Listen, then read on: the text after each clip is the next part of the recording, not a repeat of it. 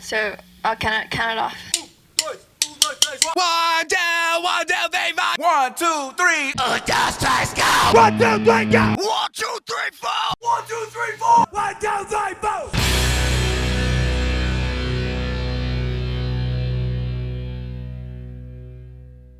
Hey folks, welcome back to the rehearsal room. I'm promising to say it correctly. We're going to do something a little interesting this week. We're going to actually have our first interviewee. A lot of folks, I think, might be familiar with him here in the Southern California area. And if you're lucky enough to have seen any of his bands that he's played in, then you'll know some of his history. But Aaron, who's here with me, Yes. let's welcome Daniel Kaufman from Destroy Judas. Hey, thank you. I'm your first interview. You are our I'm first popping your interview, guys' yeah. cherry. Absolutely. Yeah. I'll be gentle. I'll be gentle. Yeah. You see, we spare no expense here at Rehearsal Room Studios. Rehearsal room, stay at the luxurious hotel. Yeah. Hey, this room's bigger than our room. So. Wow. Yeah, so Dan's been in a bunch of bands. I know he's been playing music for, I don't want to embarrass you, but almost, what, Back 35 in the years? 1900s. Yeah, right. I'm not saying Dan's old, but he used to know them when they were the Gang of Three. They hadn't become the Gang of Four yet. Yeah, so Dan, if you don't mind, why don't you give us a little bit of your musical history? Oh, boy. The first band I did that most people would know would be Mindrot. Yes, yeah. And, we had a stellar career on Relapse Records. And during that time, Mouse from Mindrot, the other guitar player, started doing Dystopia, and he somehow wrote me into that. And I sang in that for a bit, and then with the demise of Mindrot came Eyes of Fire. We were Shiva before that, but we can't trademark the name Shiva, but you could supposedly trademark or register the name Eyes of Fire, but we didn't do that very well either because there's some other dude doing that now. And that we had a few records on Century Media? Century Media, yeah. I don't even know. I don't know, Dan. I'm not I don't even know what. I have no idea what labels put my bands out. And we did a fair amount of touring. Yeah. And then now I'm in this band, Destroy Judas, which is I don't know. We don't tour enough, but then again, we're all fully employed and got families. They're all and houses. responsible. Yeah, we're all and whatnot. responsible Yeah, now. yeah. Though we would like to tour more, but we had to try and figure out how to work that in. But you guys have toured before. Oh yeah, Right. yeah. We've done a full U.S. tour and gone up and down the West Coast a few times. Right So, on. Right on. yeah. So Mindrot, that was my first kind of exposure to the Kaufman, as I like to refer to you as. I remember seeing you guys play at a backyard, and I don't even know what other bands were there, but I was just like, this is nuts music. Like, it was, to say eclectic and it's, and varied in its musical style is, I think, an understatement. But I remember you guys stood out, and then I remember seeing Dystopia at some point afterwards, and I recognized you, and I was like, oh, that's the dude from, I didn't know people could be in more than one band. I don't recommend it. You're speaking to one of the same. Yeah. Did Mindrot ever go out on tour at all? No, when we got signed to Relapse, we had the shit luck of them parting ways with Nuclear Blast. So all the European, we had something sort of lined up if everything would have went through. Yeah. And then they kind of had a falling out for whatever reasons, and that kind of, Meshuggah, they were on Nuclear Blast. Yeah. And their first record came out about the same time. Oh, shit. And they had the same issue with, getting distro over here. And so, and then when the album came out, then we just tried to hop on tours here in the U.S. and we just kept getting shot down, probably because, not that we were some great starting a whole new genre of music, but nobody knew what to do with us. Oh, yeah, that's what I was figuring. Yeah, what are these guys doing? They're not really a metal band, but they're not really a punk band, but they're Right. not really a goth band. They're not really what the hell are they doing? Yeah. Which is weird because you think somebody would just take a chance. You know what I mean? What the hell? If you kind of like it or dig it, you know what I mean? But I understand ticket sales. Especially at that time, too. Yeah. Like 1990. Yeah, everybody was, had all the whole alternative metal, Absolutely. everybody was trying to sound like Godflesh. Right, Yeah, right, yeah. right. Prom, all these bands. Yeah. I don't know what to call it. Yeah, And, there were all these bands, but we were still. I mean, we were heavy, Yep. and heavier than most bands. Yeah. And this was before Neurosis really took off. Yeah, because they were still doing like their hardcore punk Yeah, stuff. they were more, more of the Bay Area punk and thrash. Yeah. And then when they started morphing, but then they just kind of had their shit together when they started booking their own tours and stuff. And the guys in Mindrot weren't really into that. Let's just say that. Now, with you being in Dystopia essentially at the same time, like. How do you manage that? I mean, obviously the bands are very different, but it's like, is it just two things touching on your influences? So with Dystopia, all I had to do was sing and write some of the lyrics. Right on. And that was it. I didn't have to come up with the music. Like Dystopia was definitely like Miles used to be in this band Cantankerous before he was in Mindrot, and they were more like a punk hardcore band and like kind of influenced by a lot of the East Bay bands. And him and Todd, who from Dystopia, him and Matt Fisher had a band together called Confrontation, which was like a grindcore, early grindcore band, in the late '80s. Nice. And those two took their more punk sound and just did what they wanted to do with it. And we had kind of a few drummers before Dino stepped in. Yeah. Yeah. And then so that was what that was, and it was more of a thing where Miles and Todd could do like what they really wanted to do musically. And then they wanted me to sing, and I just wrote stupid lyrics. Talked about how I didn't like people and stuff. Well, a theme that appears to come back very frequently, I think. And you said this from Dystopia was Eyes of Fire? Yeah, well, like I left Dystopia for personal. I love everybody in the band. I still talk to them fairly regularly, but put out there, they were starting to sing about weed. I don't smoke weed. I drink. I don't sing about drinking. No beer shanties. No, and that was just something weird about me, and that's it. Like I love the guys. I loved everything they did after like when I left. It was fucking amazing. Like they deserve all the credit they get. Right on. But I had my reasons for leaving, and just Right. Also I'm at that. Was I even 20? I might have been 20, 21 when that was going on. You're still trying to figure out who you are, sure. kind of thing. Yep. What the hell was that?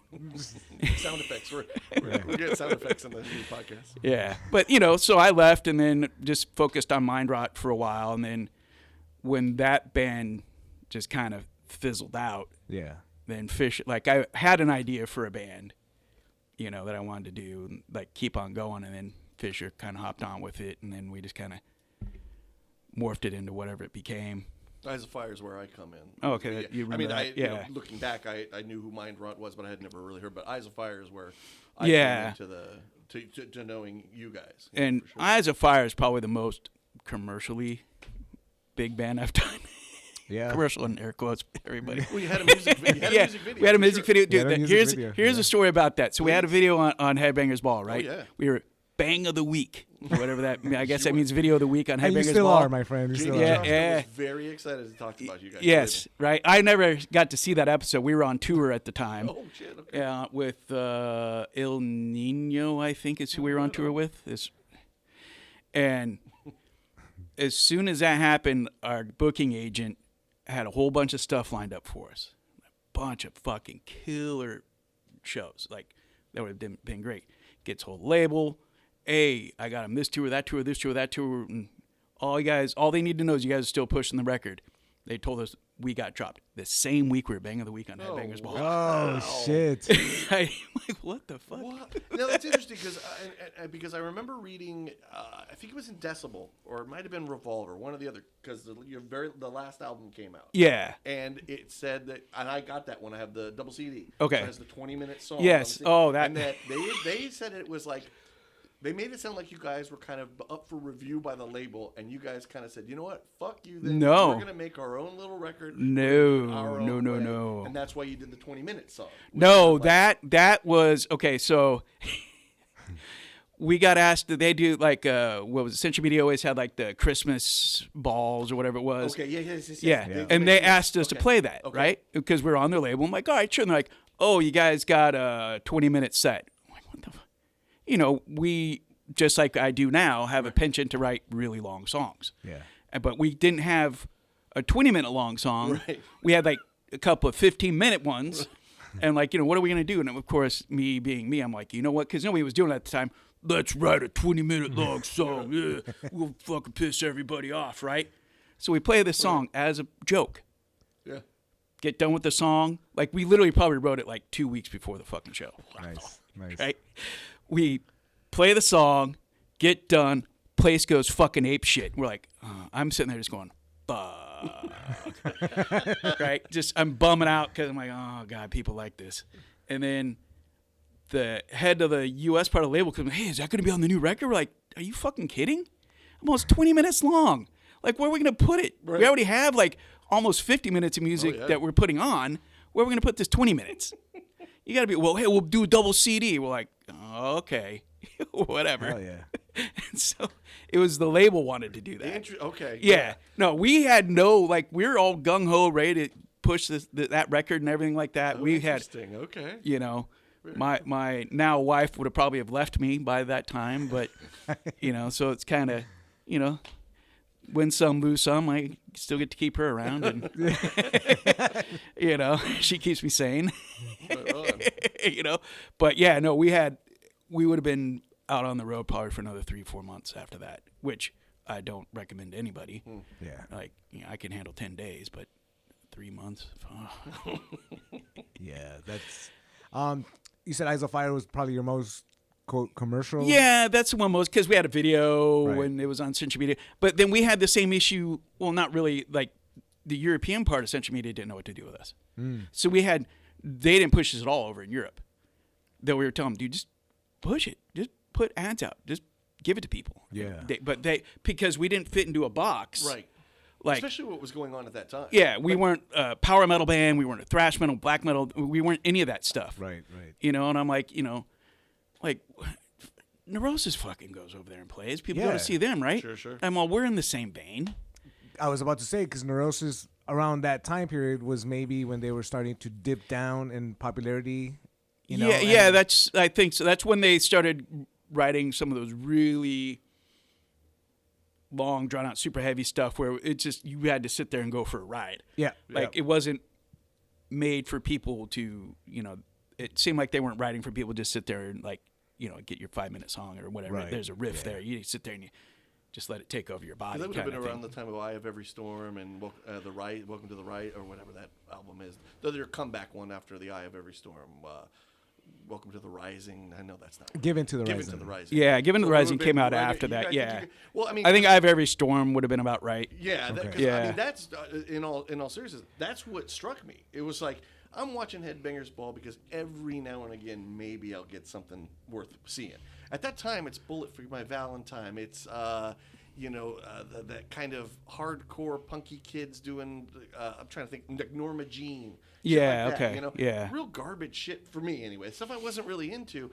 So it's like, here's this new video from a band called Eyes of Fire, and like, it stuck out immediately. I thought, Yep. okay, that's Oh, way different than anything I'm hearing, certainly commercially. MTV loved it because at that time, if you remember, all the videos that came out from metal bands was just them playing. Yeah. MTV loved it because I guess there's a story to that video. I don't know. The guy who shot it tried to explain it to me. I still didn't get it. I'm like, I got you, dude. Whatever. Right on. Whatever. Just tell me what I need to do. You know, we're out at the 4th Street Bridge right before the LA River right there, shooting at 4 o'clock in the Right morning. down the street. Yeah, right down the street. Yeah. We're under there, and there's some homeless guy. That's a scene where Matt's like singing. He has his bass or whatever it is, and there's some homeless guy back there just screaming at him. You know, while we're filming, Nice. we're all guerrilla filming and everything. Yeah. True LA feel. Yeah, right. That band, we did some funny shit, but but MTV loved that video just for that fact that it wasn't just 5 ugly dudes playing. Yeah, I gotcha. They actually had actors Story and all that. and one of the whole scene where it's the birthday, that was where that was shot, that dude, Crazy Gideon, that was a building, that was a building he owned. Oh, wow. Yeah. And he came in one time and we were all shooting the shit with him. It's cool, man. Yeah, like I said, I definitely remember that sticking out. Like, who is this? I need to go grab this. Yeah. And I did the very next weekend. I found it. Nice. Had the double CD, and I was just like, holy crap. And then, it felt like 2 months later. I was like, boy, I can't wait to see these. I'm sorry, they're what? Yeah. Yeah. Son yeah. of a bitch, dude. Yeah. And So- it, Danzig loved us, took us out on our first tour. Right on. He called our bass player, Matt, and Matt told me, I said, dude, you're full of shit, dude. Somebody's cranking you, right? Danzig didn't call you. He was like, yeah, Crazy Craig got on and talked to me about it. I'm like, oh, okay. Nice. I'm like, well, all right, we'll go out on that. Hopefully people like us. How was the response? So, it's like when you open for Danzig, it's like opening for Slayer. Sure. You know. No, understandable. No. Nobody gives a fuck about the opening bands, really. Like, we went out, there was like Trivium's first little tour. Oh, wow. And I look at them, they're all big and huge. Or I guess they're big and huge. They are to me. They were another one. I Yeah. would put them in that. What was going on Headbangers Ball? And I was like, not interested. Yeah. And then, Yep. you guys come along. It's like, okay, where's more of this? Yes. Yeah. Yeah, nobody liked us, I guess. I don't know. The label, I have no idea. Like us, Watch Them Die got dropped. Okay. And like, why would they get dropped, dude? Those guys cost the label like nothing. Yeah. They don't ask for money from the label. It was, I don't know. I didn't get it. I mean, I know the economic times are rough and everything, but it's like, we just want to go out on the road, man. That's all we want to do. But it is what it is, and now I'm in this dumb band. And how did you parlay Eyes of Fire into Destroy Judas?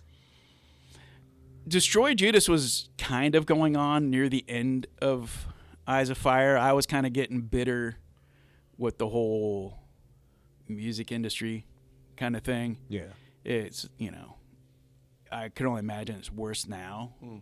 But I was kind of getting bitter, and I'm like, I just kind of want to do my own thing. And we were actually closer to like a D-beat band.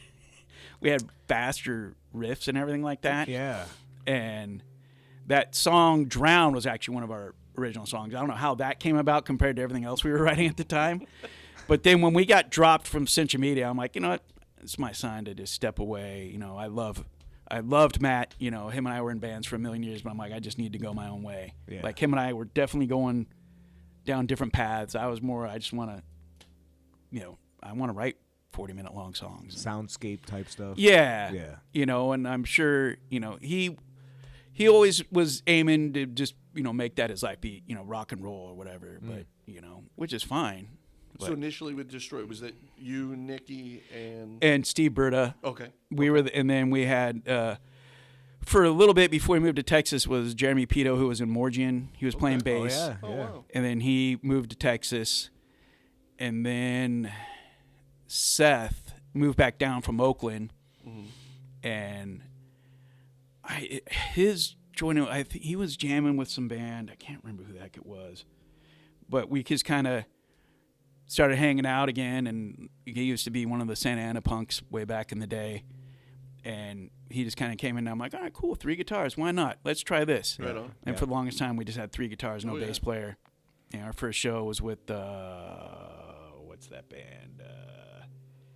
Why am I forgetting their name? This bigger bread box. Give me a clue. Where's my iPod when I need it? Why am I forgetting their name? The girl that went on to do Black Mare and stuff like that, her first band. Ides of Gemini. No, Black before Math Ides of Horseman. Oh, Black Math Horseman. Yeah. They hit us up to do a show at the Silver Lake Lounge. Oh, shit. Like, Right.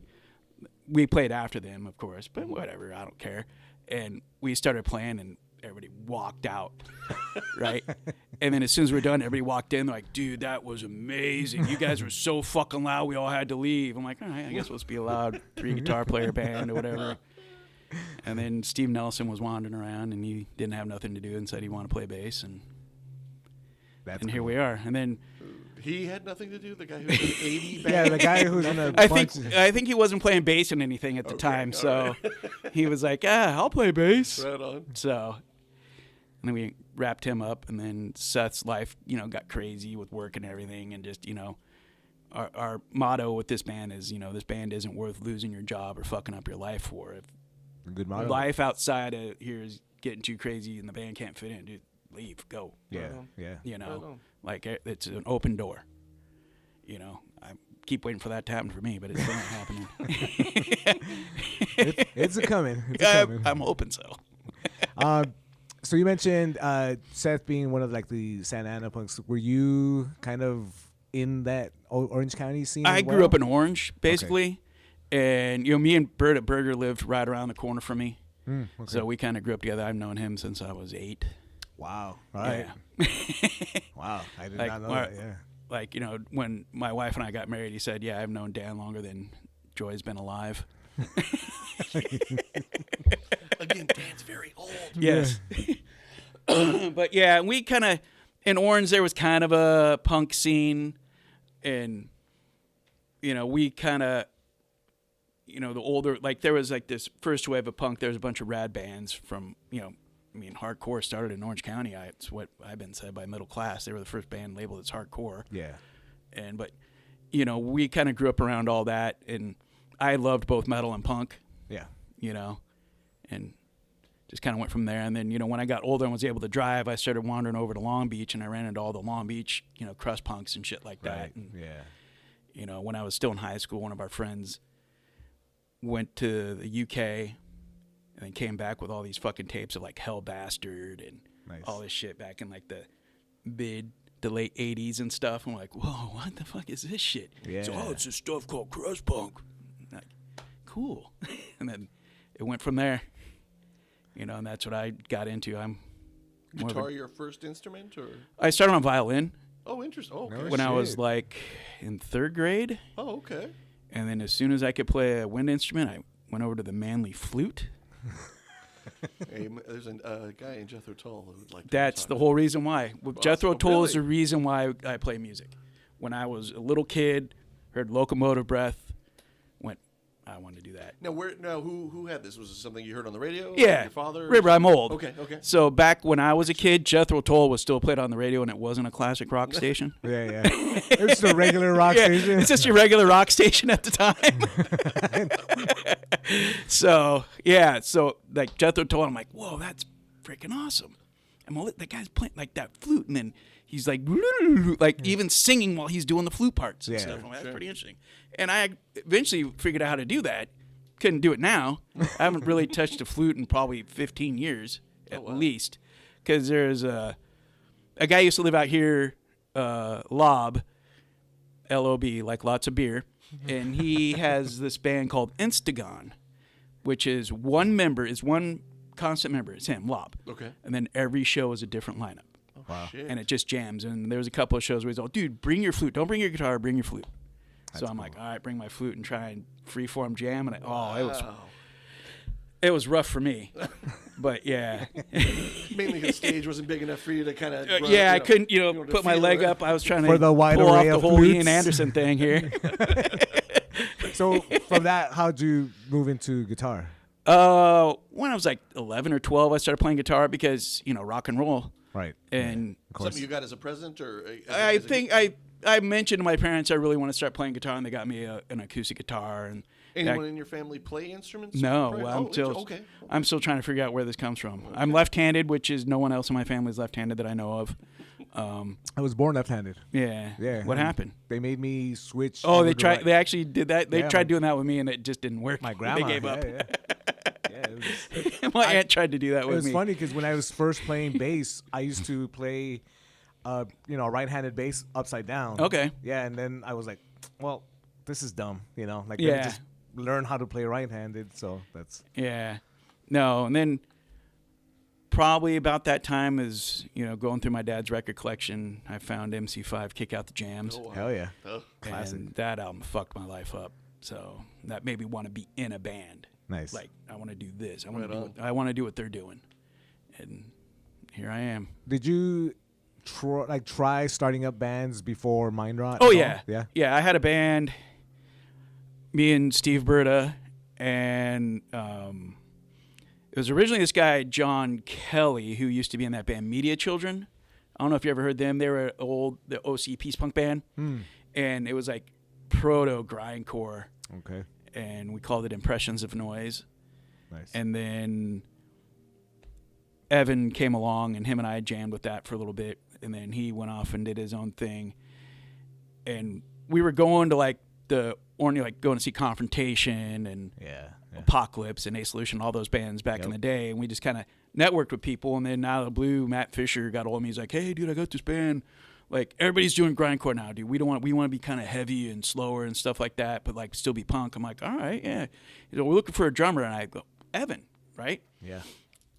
Get a hold of Evan. He's like, dude, I just fucking broke my collarbone. Oh. Fell out of a truck. So then we got Matt's cousin Barry, who was in Glissa Max for a while, and he played drums for a bit. And then we got Al, who was also in Glissa Max. He was from Apocalypse, and he was in Glissa Max. Yeah. We just seemed to steal everybody from Glissa Max, is what it seemed like at the time. Yeah. Yeah, that's what it. And then we always played shows with them too. It's like crazy. Like every freaking show was us in Glissa Max. Nice. So, if people aren't aware, you're in a band now called Destroy Judas. Yeah. I kind of liken the band to very emotional, cinematic music. It's heavy, of course. Yeah. You got a lot of passages that are, very quiet, very musical. Was that like purposeful? Like you wanted to do something like that? Like really sound, like I said, soundscapey, Yeah, I'm horrible with writing words. And I'm horrible with coming up with, I always have great ideas. Yeah. In my head of like what songs should be about. Putting them into words, horrible. Like, what was it, Forever Like Stars? Was it like maybe 40 words on that entire record? And the album's 40 minutes long. A word a minute. Yeah, Like the next record, I swear to God, it's going to come out, is a lot more. Like the first song alone has more words, but right on.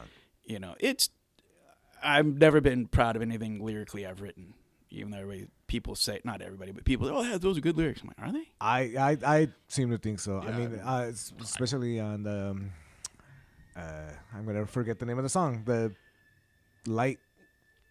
Oh, Infinite Light? Infinite Light. Yes. See, I can do stuff like that, all the weird, Gnostic, esoteric shit, easy. Yeah. And because that stuff doesn't have to make sense. Right. It doesn't. Yeah. I don't even know what esoteric means. That didn't make sense. But like Wake and Forever Like Stars, there's like a kind of a story involved. Right. Are you the main lyricist, or is it yeah. Okay. Yeah. Steve Britta wrote the lyrics to Drown. Okay. Because he had an idea. I'm like, dude, go for it. Right on. Have at it, man. And then, Forever Like Stars is kind of one song. Yeah. And, just kind of ends the story of Wake is basically what it is. Right on. Like Wake and that one kind of go together. And then the new one is going to be about God being mad at us and wiping us off the planet.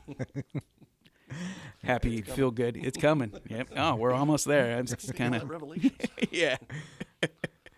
Now, being where you started early in punk, is that an ethos that you take with you no matter what you're playing? Oh, yeah.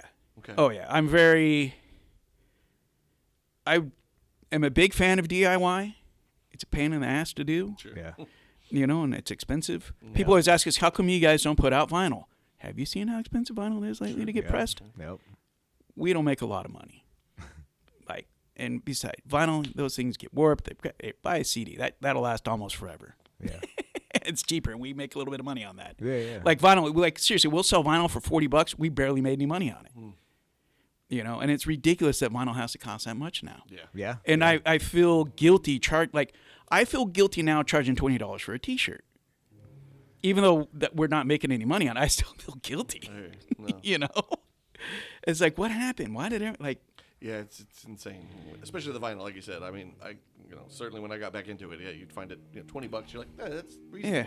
And now it's like it's like, well, that one's a refurbished, so it's 36. I got it. Yeah. It's like, no, that's the minimum. No, yeah. And then like us, we can't put anything on a single vinyl. You're right. Right. Yeah. So how much is that going to be? Right. And like I'm all about making it economically right for the people that come to see us because all of us are broke.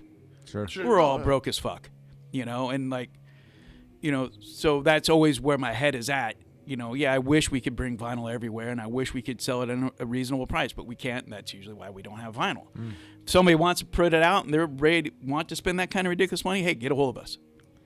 Please. Because I do have your first one. That one is on vinyl. The first two were on vinyl. Yeah, that was, wow. Infinite Light, I don't think so. There's versions you can only get our cover off of Bandcamp. It's not on Apple. It's not on Spotify. It's not any of that. right. Yeah, And that's because it's a cover song. Right. And I told the guy, I'm not trying to make any money off of this. It's just we were fans of your band, and we figured, well, we'll take your 6-minute song and turn it into 19. Is that cool? And that's how we. He's like, you had me at 19 minutes. Go ahead. Right on. That's cool. Yeah. And so, like, the whole DIY thing, did that ever lead into playing? I know, just because I've known you for a bit now. You were in other kind of side bands while you were doing Destroy Judas. Yeah, sort of. Yeah, I've always, well, was I in Ruin? Does anybody know? Yeah, I guess everybody knows. In the band, so Everybody kind of knows who's in Ruin now. That whole gimmick kind of ended quickly. Yeah. That band got sold to me as like, no one's gonna know who we are. We're never gonna play live. Here we are. Here we are. Hey, played, Slipknot eventually had to take the masks off. yeah, But yeah, I did like Ruin for a hot minute, and I've dabbled with other stuff. And there's a band Master's Ashes that That's the new one, right? Yeah, it's the new one. This is a weird band for me to be a part of because nobody lives by each other except for of Zal and the bass player and the keyboard player. Oh, wow. Interesting. The drummer lives from New York. He's the OG drummer from Crisis. Okay. And the singer Eric is Eric Forrest, who was in Voivod when they were that power trio phase. Probably the best Voivod ever. It's like so underrated but so freaking heavy. Yeah. But he goes between France and Quebec. Oh, wow. Or is it Quebec? I think it's Quebec. Quebec. Yeah. And he goes between those two. We'll learn when it And becomes our 51st day. yeah. We'll learn those things. Yeah, exactly. I'm sorry. Go ahead. I'm sorry. Exactly. When we take over Canada. We'll all learn how to say it. It'll be part of our curriculum. Anyway, I'm sorry. He travels back. Yeah. But he'll travel back and forth, and then I'm out here in California because, that's where I live. Yeah. But this is, Zal sent me stuff. Hey, come up with stuff. I'm like, all right. And tried to learn it and record some stuff and send it to him, and it's in the process of being mixed, or I don't know. That's cool. Yeah, It's one of those bands. Hey, I just play guitar. That's what it is. And is that like somewhat refreshing? That like. It's nice. I didn't have to write any of the riffs. He just asked me, just do what you do. Right on. I'm like, okay.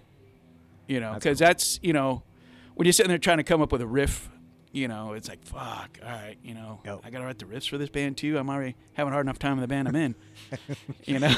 So you were also doing something that was maybe a little bit more noise oriented, right? Where they had like a larger ensemble of musicians for a while. Ooh, what band was that? I probably was. Man, I forget dude. You've been in so many bands. Well, the Instagon, I was a part of a lot of those. I think it might have been that then. And there was one show that we did. It was probably one of the few times that band Sol Invictus came out here, and we were on that show. And I think there might have been 12 or 13 of us in the band. Oh, wow. And it was probably the most incredible set I've ever done, and it's the only set we never got a good recording from. Because the recording that Lob got was from the soundboard, and all you hear is a guy, soloing stuff because he was trying to check the mix. Oh. So you're hearing everything get soloed, and we did an amazing version of Bela Lugosi's Dad. Oh, it was shit. like incredible. But yeah, I think there was like 12 or 13 of us in that lineup. Ah, bummer. And yeah, it's cool. I mean, it's like a bunch of dudes that have never jammed together, and it's Lob just throwing out riffs. Right on. Like That's or cool. we'll So do like the whole thing is like improvised? yeah. Oh, it's wow. all improv. So and I love that. I love improving. Like I'll improv till the cows come home. Yeah. Oh, and then I do my my stupid ambient stuff too. You're Destroyer of Judas. Destroyer of Judas. Yeah. Just to confuse everybody. Which honestly, when you came out with that stuff, I was like, hell yeah, dude, more of this, please. Yeah, and if you guys knew how high tech the recording I did is, it's literally my cell phone. It's probably as high tech as our little studio. Yeah, setup well, here, so yeah, but no, that's way more high tech than my cell phone right there. It's cool though. I really enjoyed that. I Yeah. also know, and again, I hate always like including myself in this, but you were in a D-beat band for a while. Oh, I was in Bomb Raid. Bomb Raid, yeah. Bomb and- Raid. dude. So you were playing guitar in that Yeah, and Destroy Judas at the same time. and Destroy Judas, Yeah. and I was trying out to be their drummer at one point. Oh, and It okay. was right as you were exiting the band. Yeah, it's kind of when the band was just kind of fizzling out. Yeah. Yeah. Yeah, and I remember like going to rehearse with Abe. Yeah. the frontman of Bomb Raid. Yeah. And he gave me like a CD with all the songs on it. He's like, learn these. And I'm like, all right. They weren't a big fan of my D beat drumming. But I was like, hey, is this the band with fucking Dan from all those other bands? And he's like, yeah, dude. I'm like, holy shit. Yeah, that was fun. We did a few shows that were pretty cool. Played at Gilman. Right on. My Yeah. second time over at Gilman. Eyes of Fire played Gilman. That's right. Played there with Dystopia. That was a fun show. Oh, shit. We did a reunion, Dystopia very cool. reunion. That's cool. And the kids had no idea that Dystopia used to have a singer. That's how long ago it was. Damn. Like between me leaving the band and them getting popular. And there's all these kids on stage, and I'm sitting there. I'm like, oh, hey, you guys want to get off stage? You guys want to get off stage? I'm like, why? Just trust me. Just trust me. You guys want to get off stage. You don't want to be here when Dystopia starts. Why? I'm like, just trust me. Well, they didn't listen. First song comes in, I'm just punching people. I punch some girl in the head. Like, I'm just, because I don't have a guitar to hold me down. Yeah. And then I also wasn't crippled back then like I am now. So I'm running around just, choking myself out with a mic cable and like screaming and punching people. And like, it took about 2 seconds and that stage cleared. Nice. But I was like, no, please, just, I can't, but yeah, Right on. Dang, that's really cool. that was fun. And that must have been a hell of a surprise for him up there. to say the least. Yeah, I don't think they were big fans of that era. I got This era is violent. Yeah, it is.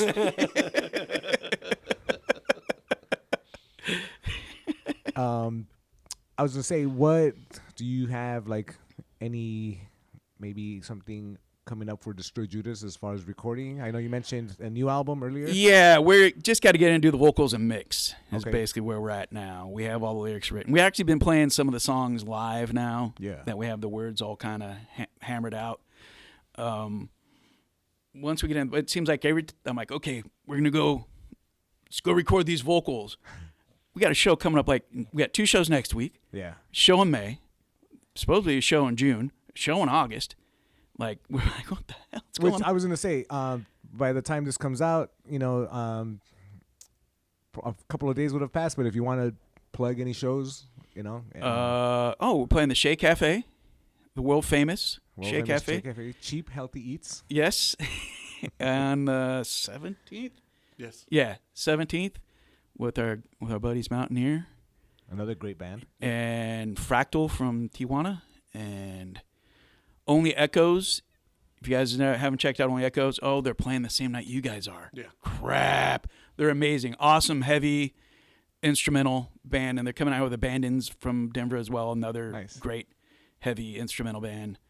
And then the next night on Good Friday, we're playing at the Supply and Demand Oh, nice. with Nice. Mountaineer again.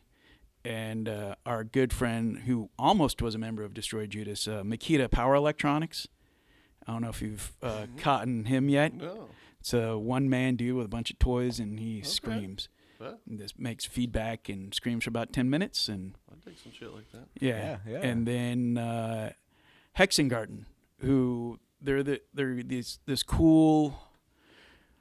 I'm assuming they're younger. They look younger. I wouldn't know, but they're this cool, awesome female-fronted like post-prog metal kind of thing. Really good songwriting. Really, Yeah. they get heavy. They're really good at their instruments, unlike me.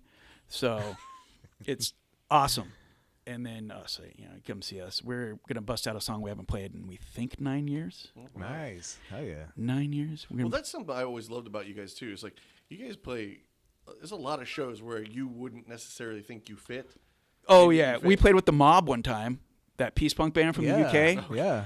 Like Not I was the gonna go. actual- I was just gonna go to the show because it's the Mob. It's stuff I grew up listening to. Hey, all right. And the guy who booked the show. Hey, Destroy Judas want to play this? I'm like, you sure you want us to play this? So yeah, I'm like, all right. Let me ask the guy, and we said yes. And it was like Generation Suicida, like when they were first starting out, played that. Another great band. Yeah. And there was some other. I can't remember the other bands, but it was at the Black Castle of all places. Oh yeah. Southern California residents will know that Yes. place. Yeah, the Black Castle, known for their peace punk shows. Yeah, exactly right. But yeah, and I was, hanging out, before the show, and the singer from the Mob was standing there. I'm like, oh, dude. I'm like, we don't belong on this bill, man, and you're gonna fucking hate us. He's all, really? I'm like, yeah, we're fucking horrible. We go up there, we do our thing. Next thing you know, he's buying our merch and shit. I'm like, dude, cool. what the fuck?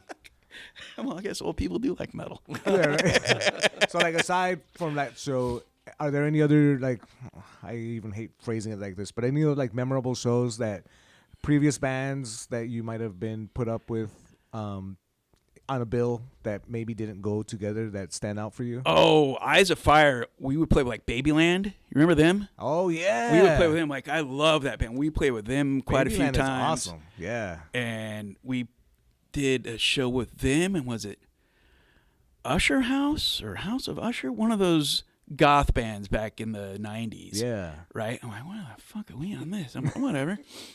And that show, like, it was all these goth kids were there, and they didn't know what to think of us. You know?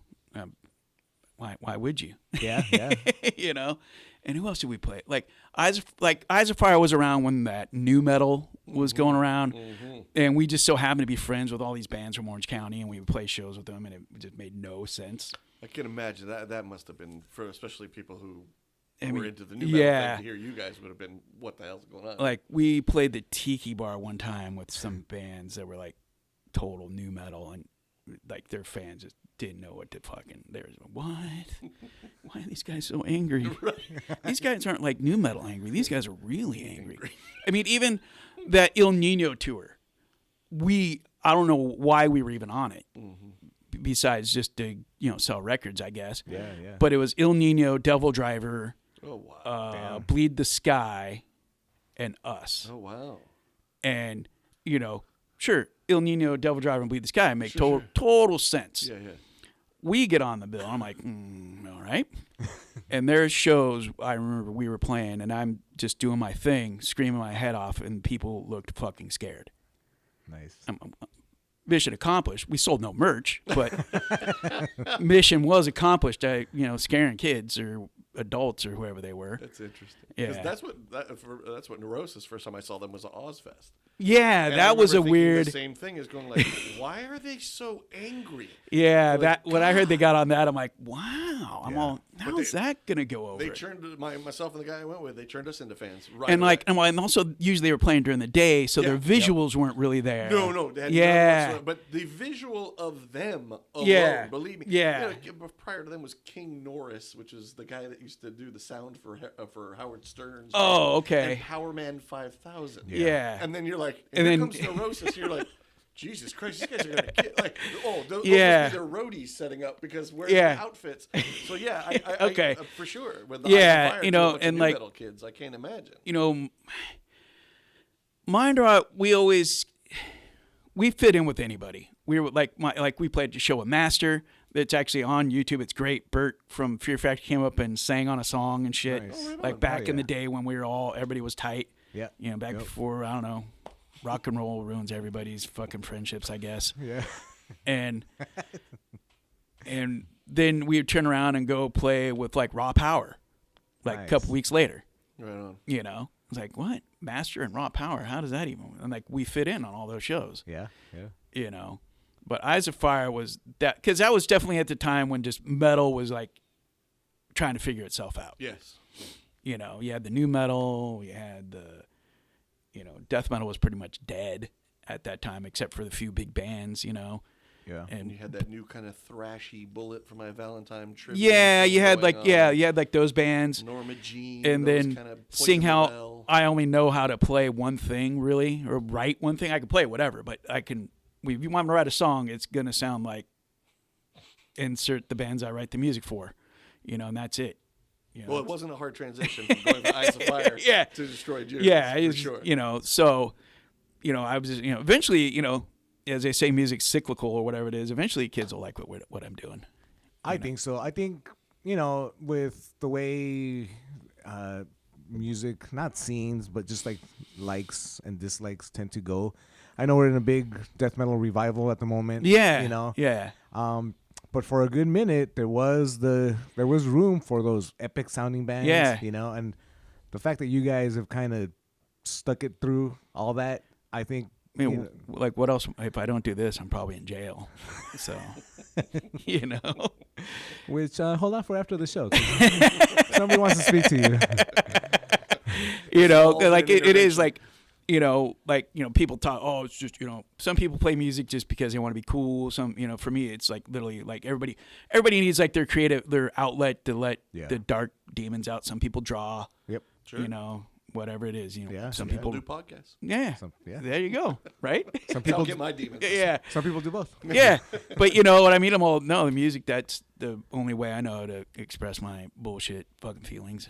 And so, like, now, would you explore maybe going, not necessarily taking steps back musically, but exploring other types of music that you've done in the past? Or is Destroy Judas like the sole, this and Master's Ashes like the sole effort at the moment? Like, would you do like a crust band or a punk band? Oh, yeah, if something came along. I have a bunch of rad joke ideas. Yeah. Like, I'm going to do me and Steve Nelson talk about our Bolt Thrower ripoff band. Hell yeah. That we're going to start. I want it to be so much of a ripoff, we're going to have a female bass player. Nice. Hell yeah. You know? And instead of the Warhammer stuff, we're going to sing about Elder Scrolls. Hey, sign me up for that. I love Elder Scrolls. Yeah. We're just going to do something stupid like that, you know? Thundercatcher instead of Bolt Thrower. I'm just spitballing. What was it? Well, I think it was War Cannon is what we were going to call it. Nice. War Cannon. You know, and look for that EP pretty soon. You know, but him and I have been talking about that forever. I've also had a dumb idea of a band where everybody in it's left-handed. Nice. I'm going to call it Left Hand Path and just see if anybody notices. Yes. Oh my God. Just see if anybody notices that we're left-handed. That'd be I don't even know, awesome. like, I don't even know what the freaking music would sound like. I just want to get Who cares? a bunch of left-handed musicians together. That would be amazing because it would be confusing because it is, you know, if you've never seen it, when you're standing there with the rest of them, you're like, one of these things is not like me. Yeah. Oh, he's left-handed. Got it. But if the we're entire all band that left-handed. way, like people, especially some of these shows where people are as high and drunk as they are. Yeah. I was about to Really say, if you're really drunk and you're looking at an all left-handed band, then you would probably find yourself turning around to see if it corrected itself. Am I You know? watching Yeah. them through a mirror? What's Yeah, going right. on here? Yeah. No, That's awesome. I always have ideas for these You need to stupid, copyright the left-hand path one. I'm stupid sorry, joke one- bands. Oh, that Left Hand Path thing's been going on since the days of Mindrot. That's awesome. Nice. I Nice. love that. Hell yeah. So I'm going to do it. You know, it's one of those things, but you know, takes effort and Well, I mean, imagine if you were an Entombed cover band. ooh, all left-handed. All All left-handed. left-handed, and you're called Left Hand Path. Again, I don't need credit. We've all heard of me saying it. There we Just, go. you know, if you're going I'm to throw just him a putting it out record there. and a shirt, Yeah. throw one my way too as well. Yeah, I was here for that. I mean, I think that would. That's be, an idea. no. I'm happy to see it come to fruition. That's all I need because that would be insane. You know, because most of my bands seem to be really freaking serious. You Yeah. know, and I'm like, you know, I got to do a joke one every once in a while. I don't think people would get that it's a joke band, though. They probably wouldn't. They'd be like, holy shit, Left Hand Path is super fucking serious about this shit. It's War Cannon, man. They sound like Bolt Thrower. Fuck, Yeah. they even got a chick bass player. Whoa. So you mentioned Elder Scrolls. Do you play video games at all? The only video game I really play right now is fucking Skyrim. Dude, nothing wrong with that. I'm like, Nothing wrong with I've that. dabble in other ones, and then like so every once in a while I'll dabble in the FIFA FC, whatever it is, whatever their incarnation is now. That's another thing I know. I think people are pretty aware. You're a Yeah. big football fan. Football, yes, I like football and football.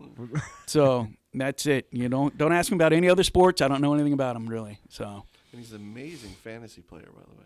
yeah, He and I are actually we're in a fairy tale fantasy league. yeah. Oh man, The two of us usually compete for. Last I won place. it one year. I don't know what I happened. did too. Which I don't know what was happened. Everybody else in a coma? How the hell did I win this thing? Exactly. Believe me. It never fails. Every year, beginning of the season, oh, this team looks solid. 3 weeks in, they're all on the IR. There was a couple of years there where I thought I'd start selling that to people. Listen, if you got a guy on the team you need injured, tell me. I'll draft him. It'll be no problem. Don't worry about it. I'll take care of Nerds. it. My mojo will take care of it. Who knew the rehearsal room was going to be all nerdy sports talk? No. Oh, there's room for everything. I mean, I think at one point when we started talking baseball, my wife Amy's gonna have to come in and Oh, school yeah, everybody her and on Mets. the Her and New York Mets got to get her and the Colonel in here for stalwart from Arizona. Oh yeah. Get him in here, and they can just wallow in their misery of being Mets fans. Yeah. Oh, dude. Funny thing is, because his name's Tim. Yeah. Right. Yeah. She's got a brother named Tim who also lives in Arizona. So when I told her about Tim from Yeah. Stalwart, she's like, well, my brother, and I'm like, no, this is another guy. And he also likes the Mets and also suffers tremendously at the end of every season. Every opening day, he says the Mets are killing him, and I fan. I am a converted Mets fan, obviously with my proximity to Amy. So I get it. I get the underdog thing, and it's pretty cool watching when they win and heartbreaking when they lose all the time. Is she from New York? Is that She why is from New York. Oh, Yeah, she's okay. I was from more Long like, Island. why the hell is she a Mets fan? Oh, dude. It's a burden that is thrust upon her by birth. Yeah, I'm There's sure. Yeah. Tremendous weight on her back, on her shoulders. Yeah. being a Mets fan. Yeah. Yeah. I asked her one time, how did she get it? Or my favorite, because she said, well, my dad would take me and we get hot dogs, and I liked hot dogs. I thought, no better way to get into Yep. sports than that. Absolutely. I love it. Absolutely. That's awesome, man. Yeah. That's cool. What type of stuff is Dan Kaufman listening to these days? Oh, You can go boy. as long as you want, because I know you are a very What are influences? Oh, influences. I wouldn't influences even know. are like you said. What you're into? listening Have you to now. guys? I know they've been around for. I'm gonna butcher their freaking name. I was just listening to the latest record up here. That Charmash, SCHAMMASH. They're from Switzerland. God, Let's no, go with that. Oh, they were kind of a black metal band, and then they got into more death black metal, and then I first heard them on their Triangle record, which was a triple CD, and it was all about birth and life and death kind of stuff, and I guess now they're on this trip. I don't remember the name of the book, but it's a French book from the 19th century that basically was basically started the surrealist movement. Huh. And they've done a bunch of albums kind of about that. And I was just listening to the new record there, and I'm like, there's a lot of metal bands don't pique my interest. Yeah. And it's not because they suck or anything it's just I've been around the planet a few times. Sure. Been around the sun, and I've heard a lot of it before. And I get these younger kids getting into it. Hey, knock yourself out. Like we had that conversation, or I was telling you about how our buddy was talking to me about Yob, and I'm like, yeah, they just don't do anything for me. Right. And it was like when Eyes of Fire got signed to Century Media, and we're getting the whole tour of the thing, and they are like, hey, so you like Opeth? I'm like, nope. Same. I don't like open. You would have thought I raped somebody's mom when I was in there. That whole place just what? The record I'm scratch. like, look, man, you guys can like it. Everybody can. I'm not going to yuck anybody's yum. They just don't do anything for me. Yeah. And I'm like, and they're great. We played with them. They're great musicians. Right. Nice. Like we did a show with them. I don't think they enjoyed us, but we did a show with them. And They're like, you guys are too slow. that you guys aren't technical enough. We got a lot of that when we were on tour with Eyes of Fire. We played with the Apocalyptica. We did an shit, Apocalyptica yeah. tour. Yeah, that was one of my favorite freaking tours. Nicest freaking dudes in the world. Good to hear. Super freaking nice.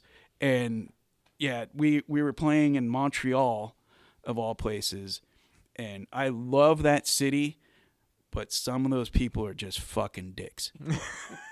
Like they know we're from the United States. We can barely speak English, and they're sitting there talking to us in French. I'm like, dude, I don't understand a fucking word you're saying, man. But there was somebody that came up to Matt and said, well, I was really expecting the guitar player to be more moving up and down on the neck and being more technical.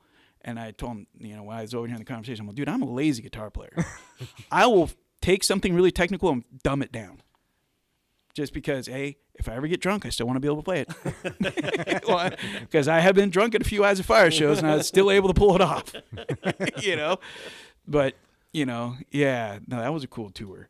Right on. Yeah, I don't know. What bands am I listening to? What was that? I should have had my iPod with me. Really big into Circus Trees. Have you? Trees. I have It's not. it started out as 4 sisters. And I think they were all still in like high school and junior high.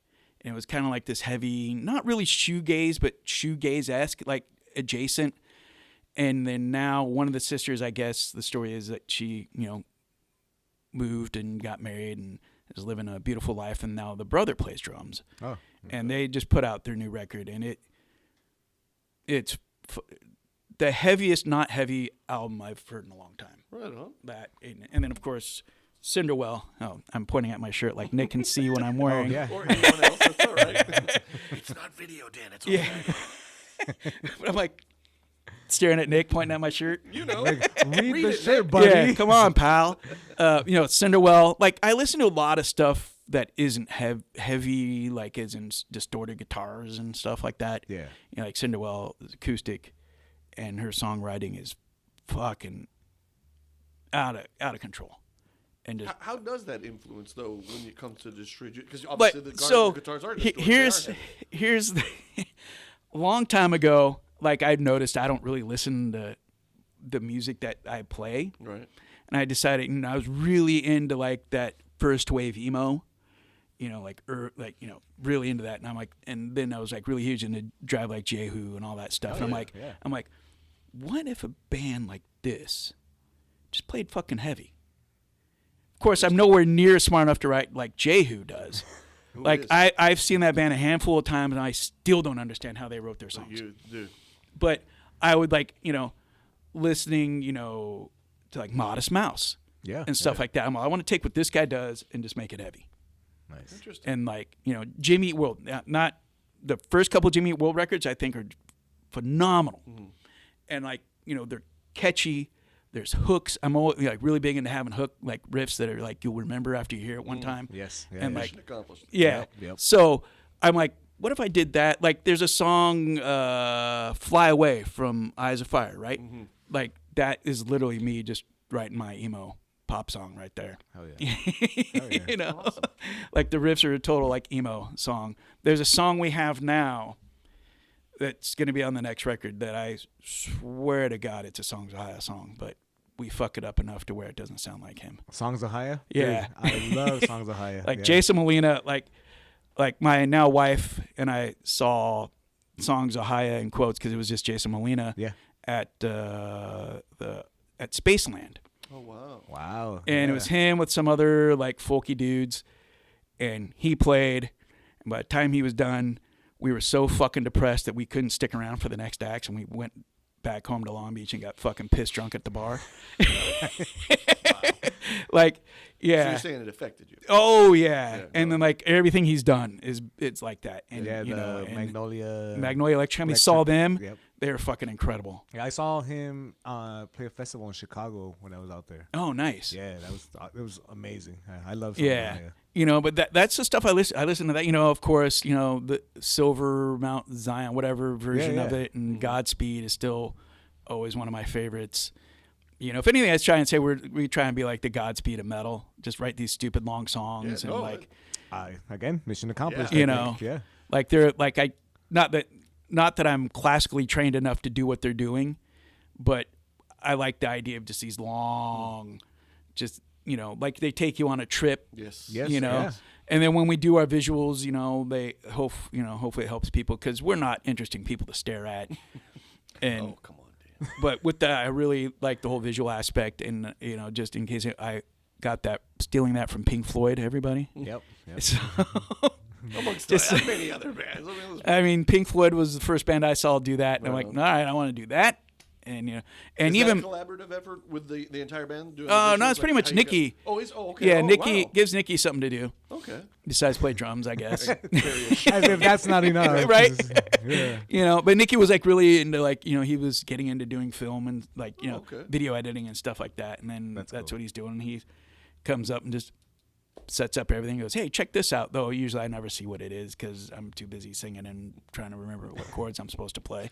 It's just pictures of you, actually. Oh, is it like vacation photos? Yeah, it's like hitting a ball. Catching you guys giving each other. It's Dan at the beach somehow. Yeah, that's where the emotion comes from. Really. Exactly. Have you guys considered making like a video for Destroy Judas, just like something DIY style? It would be do like a.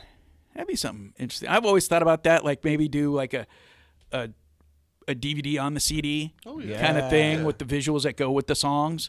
Like you watch, you could listen to it, or you could put it on your DVD player and whatever you do when you're watching visuals. And yeah, because it's funny that you mentioned that about the Eyes on Fire video, that it had a story, Yeah. A lot of the songs that you play now with Destroy Judas, they kind of, the way you guys structure your sets, it feels to the listener. Yes. It feels like you're telling a story. Yeah, already. it's totally intentional. It's absolutely intentional for us to do that. Yeah, so like I think if you did something like a supplemental like DVD on a CD or whatever, and it's just all stuff associated with the bands, with the visuals or something, I think people that know your band would super appreciate. Yeah, it. I mean it's something we've kicked around. It's just, do we ever put the effort into doing it?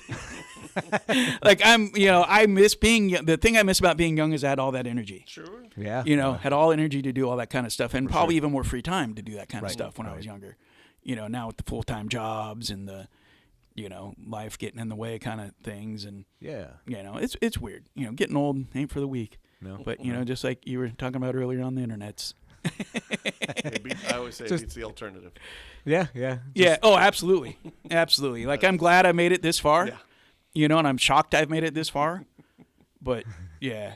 But like music, I just listen to so much crap, Because I know you throw a lot of stuff that I'm always sitting you like, check this out. Honestly, and I'm like, hell yeah, more. What was that? More. What was that Dungeon Synth band that I sent you? That one was awesome. See, and I'm not a big Dungeon Synth guy. I don't think that album is a Dungeon Synth, right? Because I'm like, dude, it sounds like Current 93 to me. Dude, yes, that's a great comparison. I'm like, this is like Current 93, but just Cool. Like, it's Dungeon Synth, but cooler. Yeah. Which, sorry for anybody out there into Dungeon Synth, but trust me, I don't like anything. And just for if you come up to me out in the public and try and ask me about some new big band, I'm probably not gonna like them. Yeah. Just so you know. I'm a big student of that same school. I poo-poo people's. Yeah, and I don't even mean to poo-poo people. It's just like, dude, it's just not for me, man. I'm old curmudgeon. Well, I think that's the best. I mean, to me, it's just that's the nicest way to say it. It's just not for me. Yeah. There's plenty of bands. Nick and I famously are not Iron Maiden or Judas Priest fans. Yeah, see, that's weird to me. It. That's totally weird to me. I get it, but I don't. Wait, which one? That Maiden or Priest? Both. Oh. I mean, I don't know. But then again, I'm an old man, so. I mean, they have songs I dig. I just, when I got into metal, those weren't bands. Yeah. The heavier stuff just hit me harder. When I got into metal, those were new bands. So. So those were. Rob Halford still had hair when he. Yep. Yeah, right. He cried when they got rid of Diano. What was this Bruce asshole? I remember when Diano left. That's how old I am. So. Yeah, like I tried going back to their catalogs during like COVID. Yeah. And the only one that I really liked was, I don't even know, the Sad Wings of Destiny from Judas Priest. Okay, yeah. That's like the only thing out of the entire catalog that they had and that even Iron Maiden had. There's amazingly enough, I did become a Van Halen convert. Oh, okay. Nice. Yeah. Like Van Halen, I love Van Halen. I love just, when I hear it, I think of going to parties back when I was a kid because that's what was playing and stuff. Yeah, and like, I mean, they're not like, Eddie Van Halen. Like the band is amazing musicians, but it's not amazing songwriting. Right. It's rock and roll. Yeah. It's rock and roll, But, party rock. Yeah. Right. And same with like AC/DC. Like I'm one of those guys, like I'm not an AC. I like some AC/DC songs. Same. I'm not an AC/DC fan. Yeah. But I'm all because they basically write the same song over and over and over again to me. I'm all strippers might like AC/DC. And they do. Between them and the Cult, I assume that's the only reason they sell records. Yeah, right. Yeah. But I don't know. Just growing up, when I was growing up, like I heard Black Flag when I was a little kid, like elementary school. Was a changer for you? Black Flag was one of those bands that changed. Like, I was like, whoa.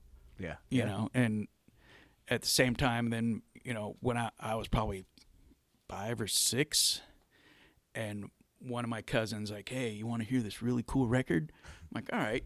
So we go up and.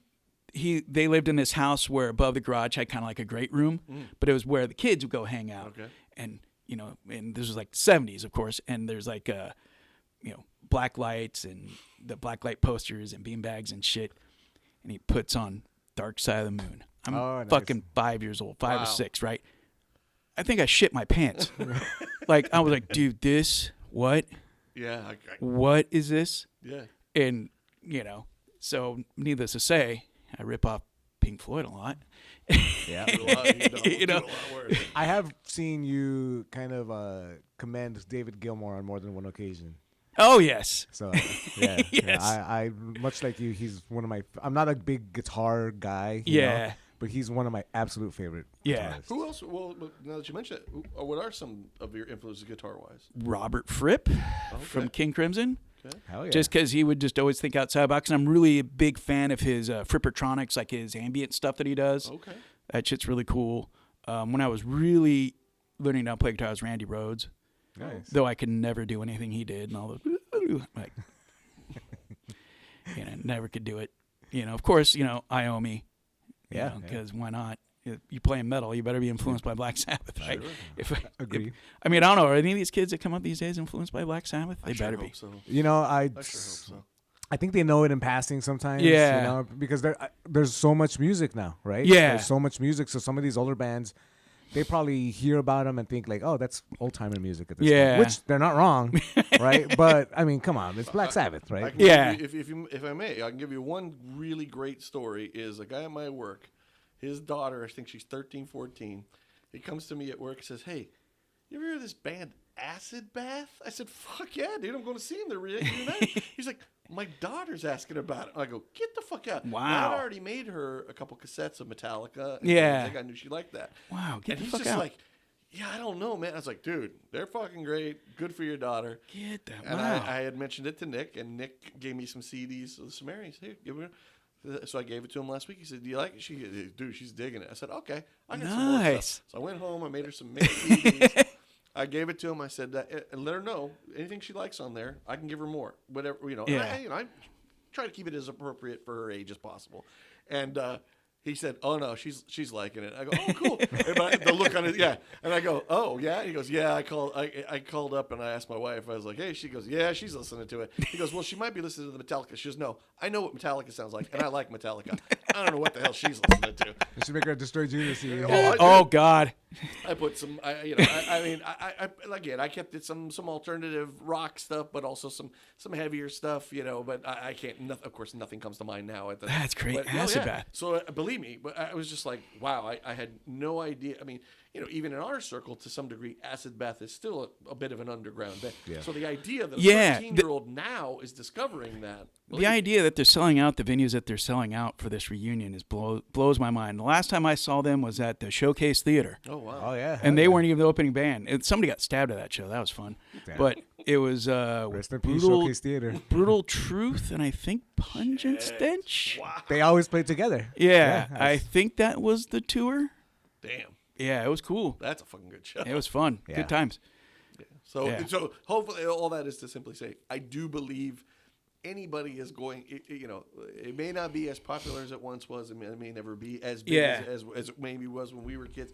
But I have to think that there's always some kid that likes a guitar, and they're going to keep going back. to Yeah, that, no, you you know? can't. Everyone's there's Garage Band or whatever the heck these people are using. I'm like, no, you'll always have somebody that wants to physically play something. There's something about playing an actual instrument that you can't get from playing something programmed. Right. Yeah. And I love electronic music, but there's something picking up a guitar, beating the crap out of a drum that's really rewarding Yeah. in a weird way. And you said before, a lot of stuff is cyclical. Yeah. So like, I know you and I have kind of been witness, and Aaron as well, like where we've been to the Doom shows, the heavy music shows. Yeah. And 1 second it's, you can see as far as the eyes will let you, right? And Yeah. then the next show it's jam packed with people. Right. Yeah. So I think it's cool that like maybe slowly and surely it'll come back and swing that way again. Yeah. You Destroy Judas has definitely played shows where it was nuts to butts. Yeah. And it was cool. And then we've definitely played shows where it's like, oh, it's our family. And they're leaving. What the heck? Yeah. Exactly. Oh, I'm want their taking you money guys back? out of the thanks list. Are you another thing that we kind of ask when we do the what are you listening to is are you watching anything in particular? Oh, I'm horrible at TV. Okay. Any movies that you've No. Well, you know, I was on a folk horror kick for a minute. Okay. And I've discovered that that's probably one of my genres that, you know, like everyone has like horror movies, and some people just like those B horror movies and stuff like that. Yeah. I'm realizing when it comes to horror, I like the folk horror stuff. It's like The Witch or something like that. Yeah, like I just watched this movie Starbaker. Huh, Oh, it's great. It has the girl that is in Lord of the Rings. She plays like the main female elf that she's in it. Steven Tyler's wife? Or, Liv, no. No. Liv Tyler. Huh? No, in the the TV series on Amazon. The that series, Lord yes. of the Ring, whatever Okay. the Yes. Rings of Power, Yes. whatever it is. Okay. Yeah. And she's in it, and I think the other guy is also from that show. But it's just this weird show that dabbles in old paganism and stuff like that. And the end of the movie, I was just like, what the fuck did I just watch? The way it ends, I'm like, huh? I watched that. I watched You Are Not Alone. Is that what it's called? It's just Yes. that one from is like Romania or Croatia. One of the those. title, I definitely know which one you're talking and about. it's where this lady makes a deal with this witch, and the witch gets her daughter, and shit. That's and yeah, and it's like the daughter becomes a witch, and it's just like how she is realizing she's a witch kind of thing, and how she deal. It's phenomenal, fucking epic. Right on. Like yeah, so I've been like dabbling in stuff like that when I get time to watch movies, but usually when I come home from work, I just turn off my brain and listen to a lot of music, and TV shows, I'm a Bob's Burger kind of guy. Bob's Burger. Hell yeah. That's all my dog talks about. The Great North, stuff like that. When it comes to TV, I don't need a lot of substance there. I just need something to just make me laugh. Distract you and stuff. Yeah. Like I've been streaming Taxi. Oh, okay. That old show from the early 1900s. Yeah. When the wheel was created. Yeah. I've been streaming that lately, and this. Yeah, like I'm horrible. Like I was telling my God, I hope they don't ask me about movies because I'm like, I don't know anything. We watched what was that, Long Legs? Long Legs, yeah. I actually enjoyed that. Yeah, that was a good one. Yeah. Nicolas Cage doing his Nicolas Cage. Yeah, but it made sense this time. Yeah, it actually absolutely. worked. No. It totally freaking worked. Yeah. Very much enjoyed But that it's like, yeah, I don't watch a whole lot of movies. Okay. Just I don't know why. I can't figure it out. It's probably just because like music, there's just a lot of things that just don't grab me, and I'm like, Right, yeah. I don't need to see it. Like I do not dabble in the Marvel world or the DC world or anything like that. And, if a good Batman movie comes out, I'll watch that because I only like Batman because he didn't have superpowers. Sure. Well, that being said, did you watch the last Batman? Was that with Robert Pattinson? Robert Pattinson? It's about a half hour too long. There's about a half hour they could have cut out, and that movie would have been amazing. Because there's a lot of just dead time. I enjoyed it, but that seems to be the title of everybody's novel for the last 5 years when it comes to about every movie that's come out. Is about half hour too long. Well, that's what I hear people saying about Nosferatu, and I'm like, dude, shut the fuck up, dude. I had Nosferatu, I was like, fuck yes. Yeah. But then again, I'm a huge Eggers fan, so like I love The Lighthouse. People are like, what? Yeah. I don't think he's put out a bad movie. No. I really enjoy his stuff. Absolutely not. Yeah. I think he's remaking something. He's doing Wolfman. He's going to do a version of Wolfman. And something else. So he's going to be working on a Labyrinth sequel. Which I don't know how I feel. Yeah, especially with Bowie missing out of it. It seems Bowie. Will they have somebody stuff their pants for that show, for that movie? Well, I think it's going to... I think they might have swapped genders. Oh, okay. I think I might have heard that somewhere. Don't hold me to that. But Okay. I think that'd be interesting as hell. Yeah. Like it's Labyrinth, but his take on it might be really dark as fuck. Yeah. Yes. And might make it to what it like. Labyrinth is a great movie. Oh, yeah. On its own, but it's also kind of campy. Yep. Maybe he's going to take away that campiness and make it really dark and fucked up. I'd be interested to know that it was also made with the puppets and all that stuff, like animatronics and stuff like that. Yeah. That'd be pretty interesting. Yeah. I mean, you guys would have to tell me how it looks. It's just a sock puppet. Yeah, right. Yeah. And it's in his pants, right? Yep.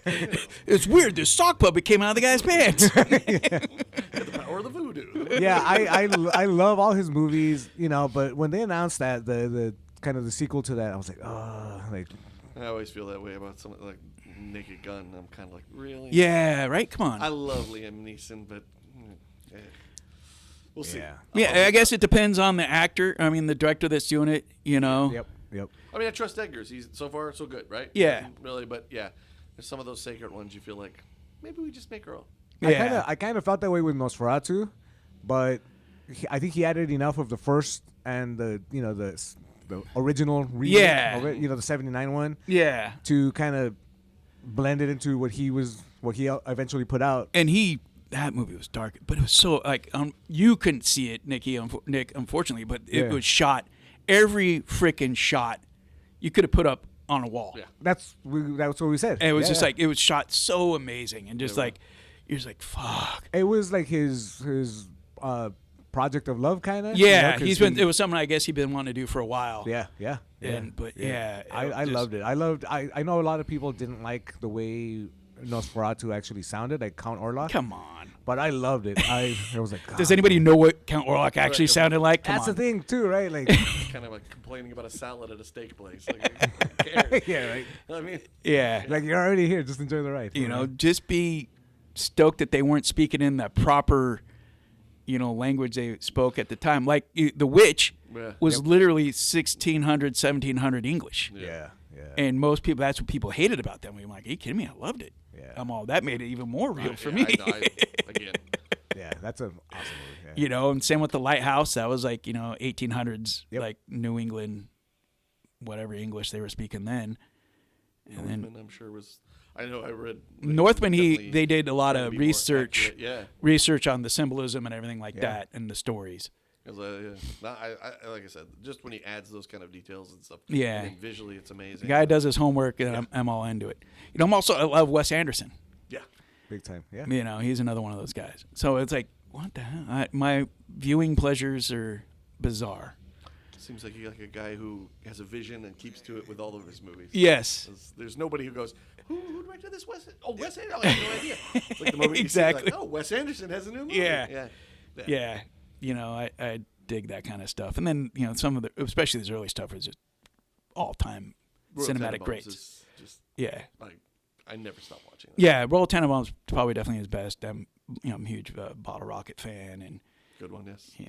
What's the other one? Moonrise Kingdom. Oh, that movie like is that so fucking good. Yeah, that's it. That's a good one. Rushmore. I gotta.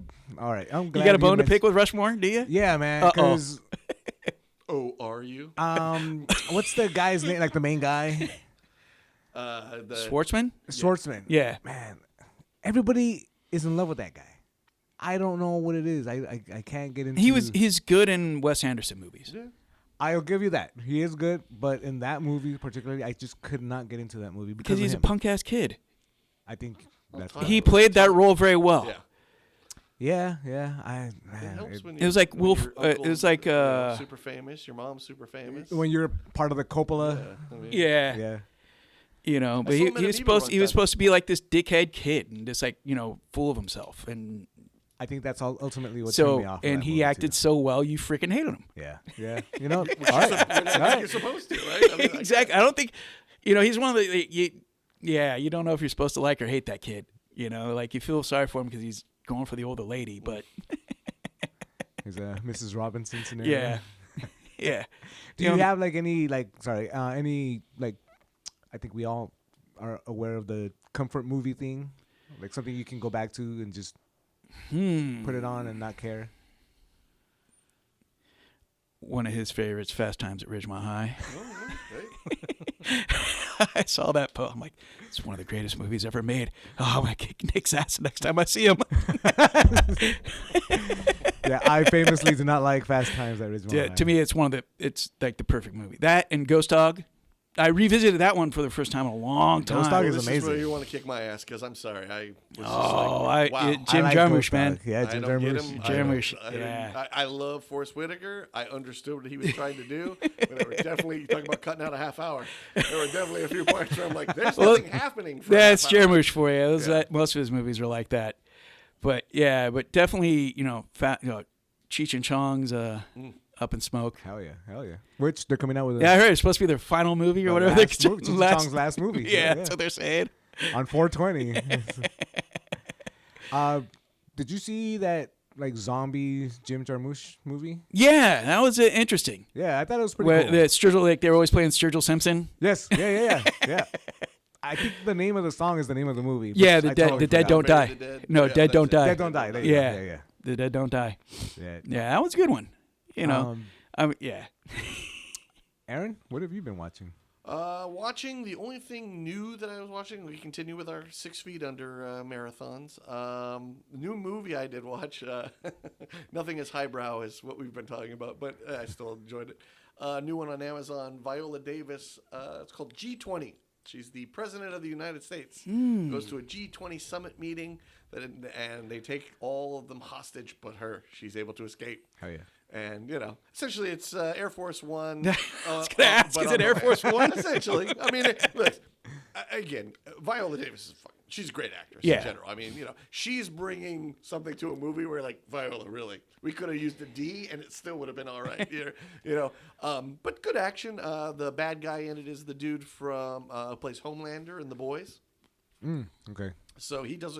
It's nice to see him kind of a little different than obviously what he does on The Boys.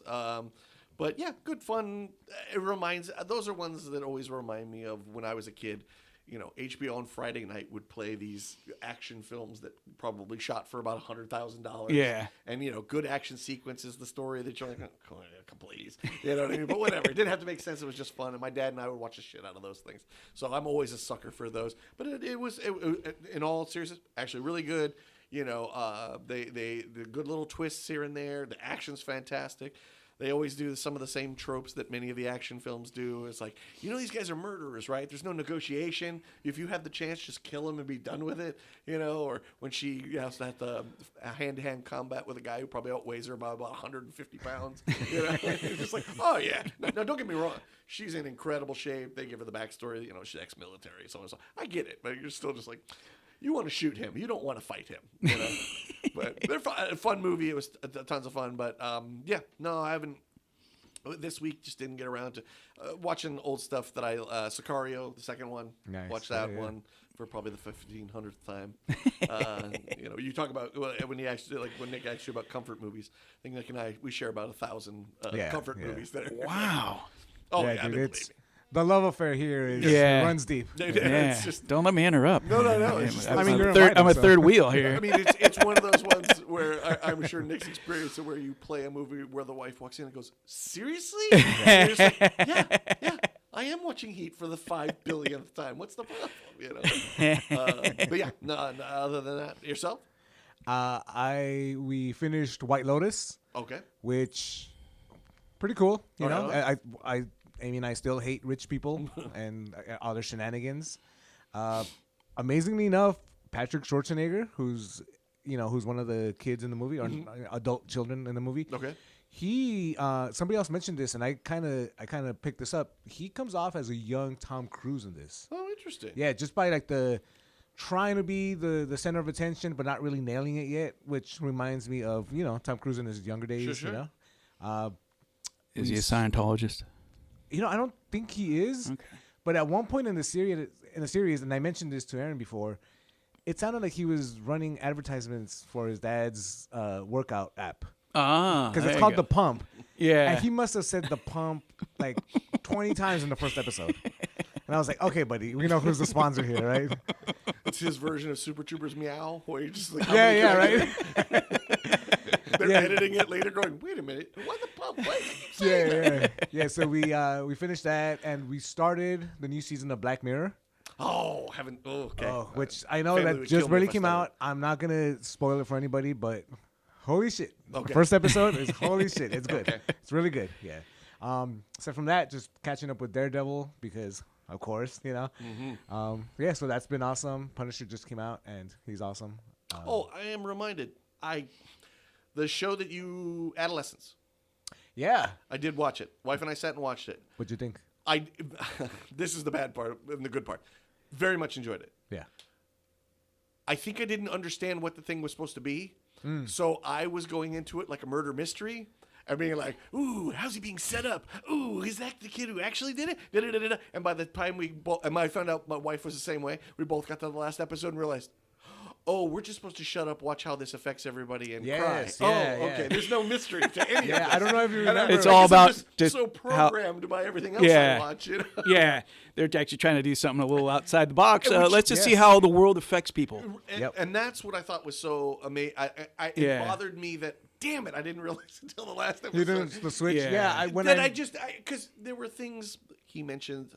She's talking to him about masculinity. Yes. He mentions Andrew Tate, and I'm going, God, is this going to be some message thing? Am I missing something? I mean, ultimately, it was, right? To a degree, it was, but not that heavy-handed. What I think I took away from it after the fact was the idea of what I liked about it was this thing where it's like, this event happens. How does it affect those who are tangentially involved and directly involved? Right. The other thing I took away from that show was, I would love to be arrested for murder in England. My God. Oh, anywhere in Europe, pretty much, except like Eastern Europe and stuff. I mean, believe me, it was like they're taking this young child and, okay, son, if you could just do this for us, if you could do that for us. Hey, we want to make sure you have a solicitor because we want to make sure that you follow the law. I'm going, oh, this is how a real country works with police and all this sort of thing. It's just, it was really amazing. They actually want their jails and prisons to rehabilitate people. Unlike here, where most of them are private, they just, we need them to go back out, commit more crimes, come back in, so we make more money. Right. Now, I will say, I mean, again, as a foreigner watching this, I'm thinking that. Now, maybe if I was sitting with some people in England, they'd be like, this is all bullshit. I don't know what I got arrested. I don't remember any of this crap. Yeah. It's very possible. But all in all, amazing performances all the way around. What about that last episode? Oh. Right? Yeah, I mean, it just... It's crushing, man. And I think I love, like I said, I wish I would have realized it sooner because I think I would have absorbed it differently. But nonetheless, just like the ripple effect of things that can happen in a person's life and how it affects those around them. And, just seeing their acceptance of it all, their understanding that this is how it has to be. Beautiful moments, especially as a parent, where it's like, how can our son be this, but our daughter be that? We made both. Right, and it's like, that's the thing. We made both. Yeah, So... things like, wanting to leave where the daughter's like, look, all it's going to do is delay what's already going on here. All those kind of things. I just thought it was a real kind of honest attempt to say, look, forget the sensationalism of this. How does this actually affect people's lives? Yeah. But yeah, like I said, I do wish I kind of had. I did kind of want so programmed. I did drop the hint that it goes from procedural into something else. Well, but that switch over is so sudden, also, yes. right? And even then, it's like they don't actually show the video. Yeah, and then, his friend looks a lot like him. What if it's the friend who did? You know what I mean? And it's just I'm so programmed watching these murder mysteries that I think that's what it is. And it's like, no, dude, we're actually just going to do a drama about life. Yep. And I thought, wonderfully done. The trick, as Nick mentioned in our last episode, is everything's a one shot. So it's okay. Yeah, from the moment it starts to the moment it goes, it's just one shot. Which I saw right away. Yeah, you totally caught on to that, right? Yeah, I was like, I know what they're doing here. It's clearly panning here. I like the way he uses the dolly. But yeah, it was very interesting because mainly it didn't feel like they were trying to do a magic trick the whole time. It really just fit with what they were doing. But nonetheless, to know they were doing it too is kind of cool. But yeah, great show. Thank you for You recommending guys watch highbrow stuff. Oh, wow. Well, I mean, by the way, that was after I watched Three Amigos. So I'm this guy. I sit around. I watch Expedition Bigfoot. Okay, hell yeah. Hell yeah, like dude. that. Hell yeah. Hey, nothing wrong with Bigfoot. That's my wheelhouse. There's no judgment here, Dan. If it's about Bigfoot, I might watch it. You are in a safe space, my friend. Thank God. So here's the more intimidating part because we heard what you've been listening to, but what's Aaron been listening to? Uh-oh. So I did a couple deep dives, making stuff for that. My buddy's daughter got me the first one that I did deep dive, which I had not heard in a long time, and I know you guys both know them. Dan may even know them. Totemoshi, great band out here in L.A. You never know? No, okay. I thought because they played it 1,000 times. They are now. It's a man and a wife, Meg. Tony and Meg. Meg, yes, and now they're like Alma Sangre. Alma Sangre. Yeah. So great band. I just freaking love them. One of the first shows that I went to when I got kind of back here in LA and back into the scene was seeing Fireball Ministry at the Viper Room, and they opened for them, and I was fucking blown away by those guys. I just really like them. It's very 90-ish, angular guitar. it's heavy but not overly heavy, and he's got a very interesting voice. Love that band. Yeah. Deep dived big into them. Another one that I deep dived that I've always loved, Monster Magnet. I think one of their albums had a 30th anniversary or some shit like that, so put me down that rabbit hole. Boris, I did a little bit of Boris. Again, making those CDs for his daughter. I was looking at bands. I was like, dude, I haven't listened to them in forever. Christ, I need to. Shit, I cannot remember the name of it. It's a black metal band that Barry turned me on to, and I've been going back. One of those ones where I love it when I'm hearing it.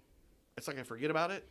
And then I see it on my little playlist, and I go, oh, yeah, I'm going to go back to that. And every time I hear it, I like it. So I'm most likely going to be pulling the trigger on it, but I'd be damned if I can remember what the name of it is. They're on Profound Lore. Kind of, whatever titles they give it, they're saying it's like avant-garde metal. I don't know, just very posty feel. It's not mayhem, stuff like that. It's very posty feel. It's but not that Lamps really of whatever. I saw he was buying a bunch of that Lamps or whoever the heck it was. Lamps of Murmur or something? Yeah. Yeah, nothing like that. I'm so bad with this shit, and I wish I was better with especially because this one, I really, really dug it, and let me see. Oh, Suffering Hour, that's it. They're called Suffering Hour, out of Minnesota, which I believe they're got a pretty good black metal scene going on up there. There's a bunch of every guy in it's like 5 other bands that they're also in. I think that's it that I can think of that were, again, I always go to the mainstays and, something always. Winger. Yeah. I wasn't going to say it out loud. Bang but thank you, Tango. Dan. Of course. How about yourself, Nick? There was this band called Black Lab from Japan. You know them? I know the name. Yeah. 2-piece female band, kind of. Uh-huh. Apparently they've been around for a while, but the reason I became aware of them was they put out like a live album. They played in Beijing. Oh, okay. And it's firstly great guitar tones, Right on. and the music is fucking killer. It's kind of borderline stonery doom, but just heavier than the normal fanfare, I gotcha. So them, Mayhem, who just came into town. I've kind of been listening to a bunch of their older stuff. Right on. Up until the Ordo Ab Cow album. Okay. I love that album. And then Imperial Triumphant. Oh, okay. There you go. Oh, they're amazing. And the new album, I don't know if either one of you guys. I'm not a fan. No, I know who they are. Nikki, our drummer, is new Imperial Triumph. They are so. Yeah. The new album, Gold Star, is fantastic. Gets a gold Like- star. It gets several gold stars. I really appreciate that band because it's something fresh for me. Yeah. Like, I don't know anything by them, but like hearing this, I'm like, oh, this is kind of cool. Yeah. Yeah. This is kind of cool. Yeah. I like that one of their descriptions is like, we play the sounds of New York. Yeah. And that's okay. all it is. Yeah. Yeah. There you 'Cause go. it's so disjointed. It's like, Yeah. you know, Yeah. yeah, it's just cool music. And I dig their gimmick, like their image. They have those gold masks and everything Yeah. like that. They're not in corpse cool. paint or anything. They're like Yeah. these old, like the Sol Invictus kind of masks and everything like Yeah, that. yeah. So it's kind of cool. Like I don't come running around me with panda metal. I never understood that. They're supposed to be corpses, Dan. Oh, are they? I don't remember a corpse looking like. I've seen plenty of corpses. I don't remember them looking like that. Despite the eating of bamboo, they're actually. Spife. That's the name of that current 93 type band. Spife. Oh, If you don't know what a yeah. spife is, it's kind of like a spork. It's a spoon and a knife. It's a great fucking band name. Spife. Spife.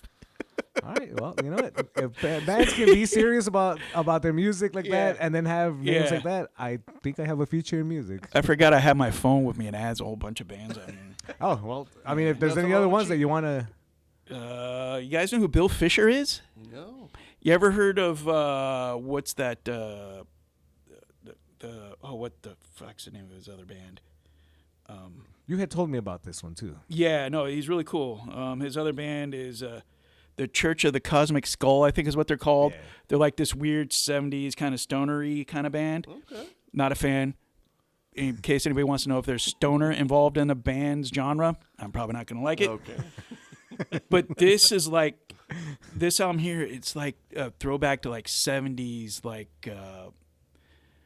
singer-songwriter, like early Tom Waits with Michael McDonald and, Michael McDonald doing his solo stuff. It's just like him playing a piano, and it's incredible. All right. Like, Nice, yeah. nice. Oh, interesting.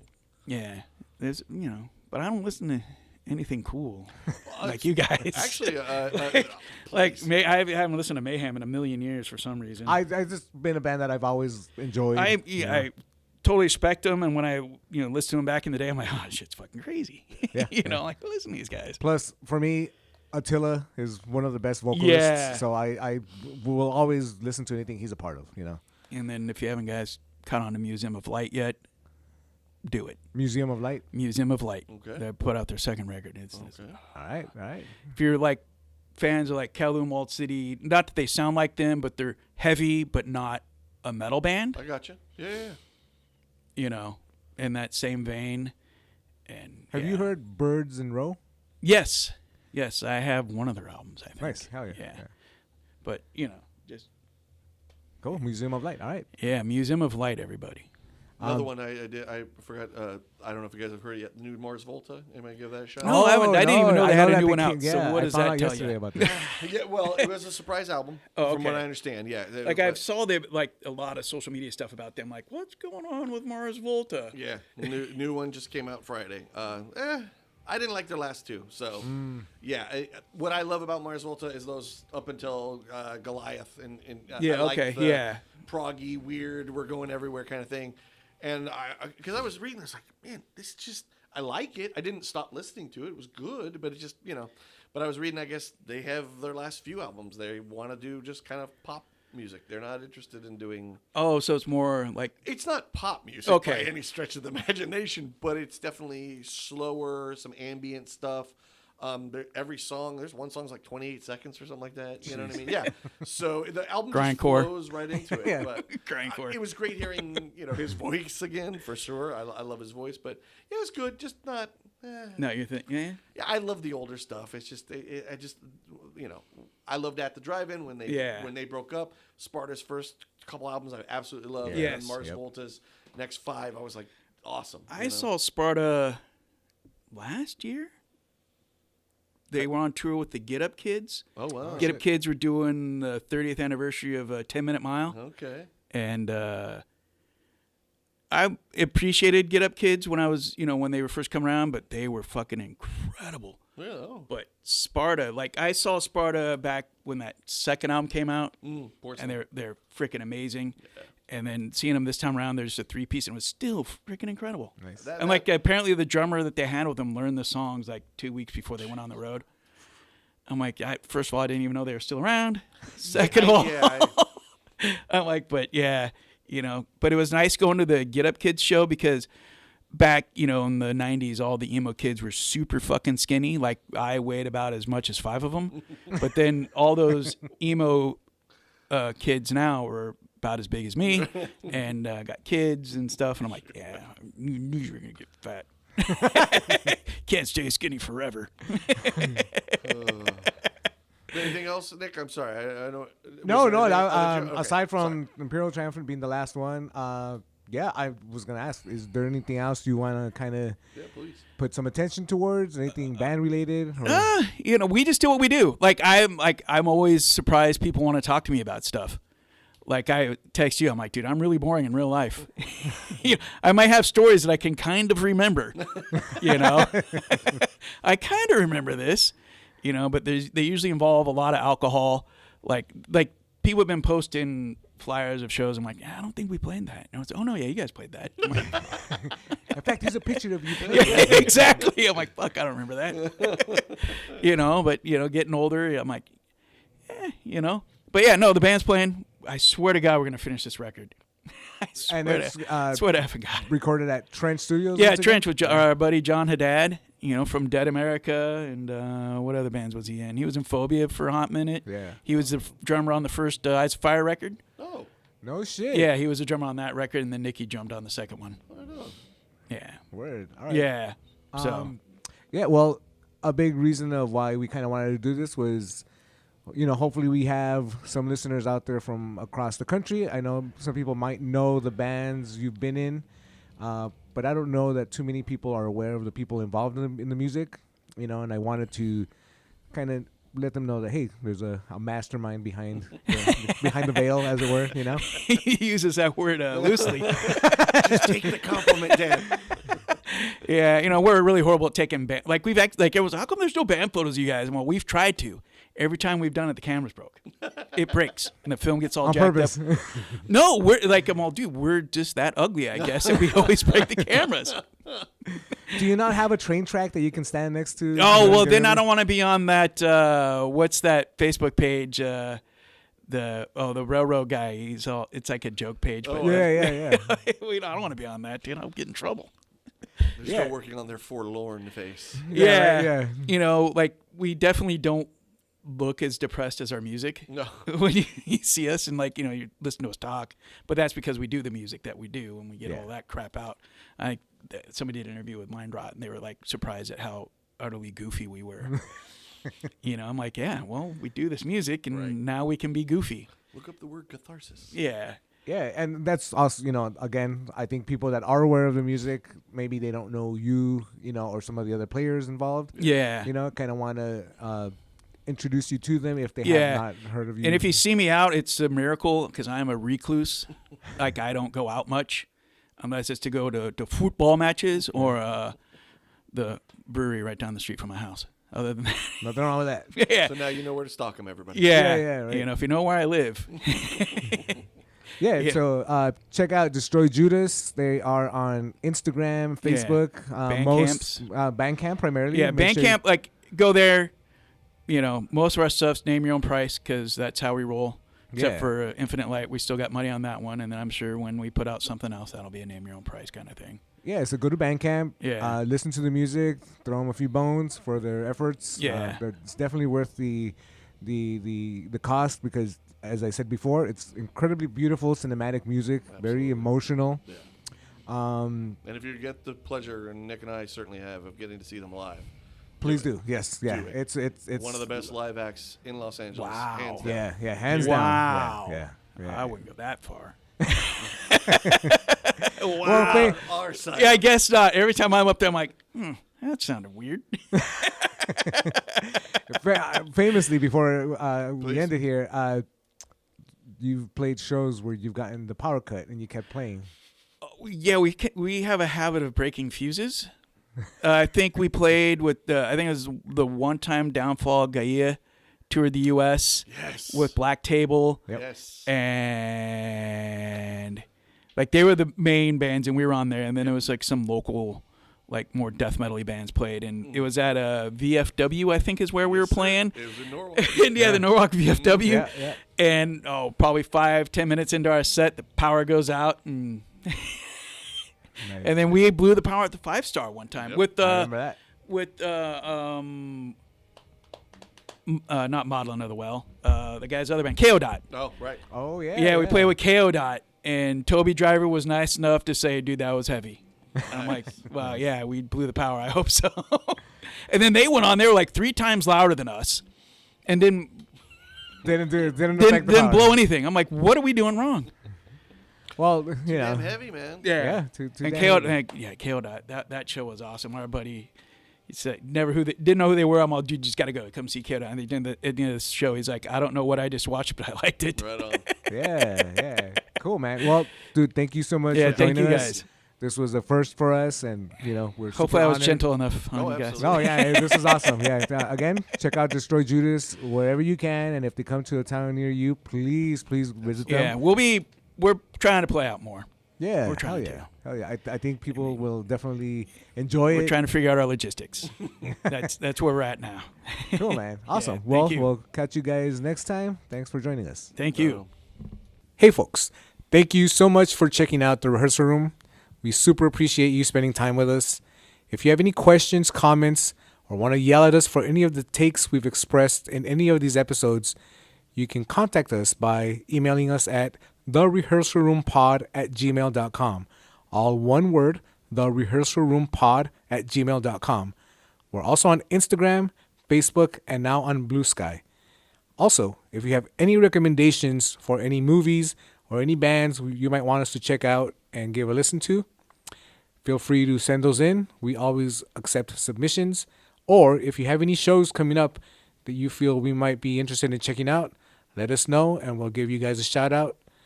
But thank you for checking us out, and we'll catch you next time.